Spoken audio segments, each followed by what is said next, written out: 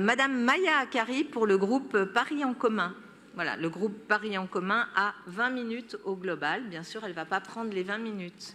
Voilà. Non, je ne vais pas prendre les 20 minutes, Madame la maire, mes chers collègues. Aujourd'hui, en France, on ne se sent plus chez soi comme avant. Voilà une phrase que l'on entend encore malheureusement trop souvent. Madame la maire, l'égalité est le pilier central de notre devise nationale. C'est même, depuis Tocqueville, ce que nous désignons comme la passion française, celle qui est censée caractériser notre ardeur démocratique et républicaine. Pourtant, en cette rentrée, notre société semble bien éloignée de l'égalité. De l'égalité sociale, d'abord.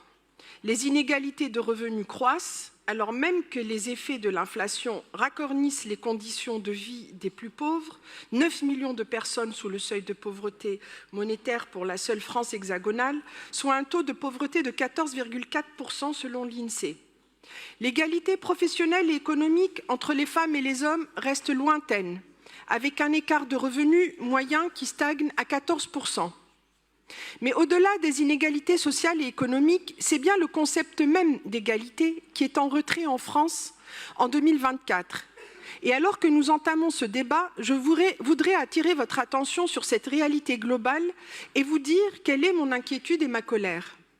La Commission nationale consultative des droits de l'homme, qui est un institut national, collégial et indépendant, signale à l'occasion de son rapport annuel une hausse de 32% des actes racistes, en particulier les actes antisémites qui ont explosé de 284%. C'est colossal.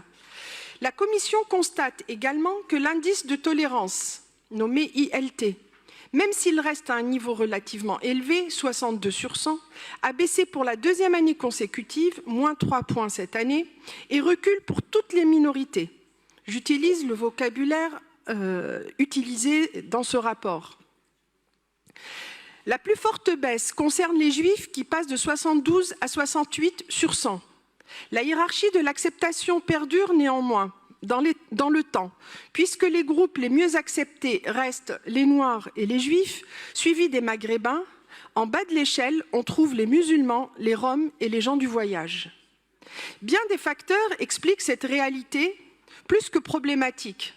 De l'importation caricaturale et instrumentalisée de la situation au Proche-Orient, à la sursaturation de l'espace médiatique par un discours anxiogène, mensonger et simpliste, accusant toutes les minorités possibles de crimes hyperboliques au moindre fait divers, et nous avons vu cela à l'œuvre dans notre propre hémicycle hier, suite à l'assassinat de Philippine.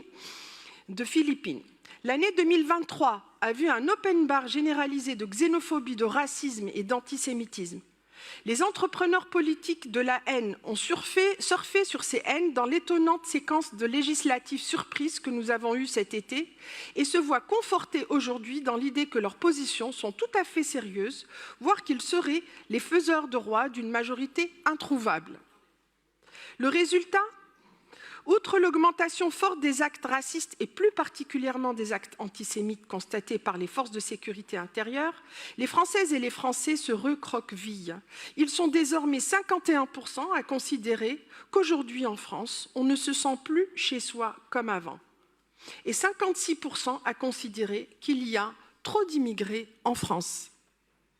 Alors, quitte à surprendre, je dirais que moi aussi, je trouve qu'on ne se sent plus chez soi en France. Chez moi, en France, le racisme, la xénophobie et l'antisémitisme se combattent et la solidarité se construit. L'égalité est une passion nationale qui n'exclut pas les fils et filles de France en raison de leur couleur de peau, de leur religion, de leur origine nationale ou de leur histoire familiale. Nous mettons un point d'honneur à accueillir, vous l'avez dit Madame la maire tout à l'heure, celles et ceux qui viennent d'ailleurs, dont les enfants ont vocation à nous rejoindre par le droit du sol, autre spécificité historique de notre rapport à la nation. Nous pensons que le multiculturalisme est une chance, est une force pour Paris. Que serait Paris sans l'énergie de toutes celles et de tous ceux qui viennent d'ailleurs ou dont la famille est venue d'ailleurs?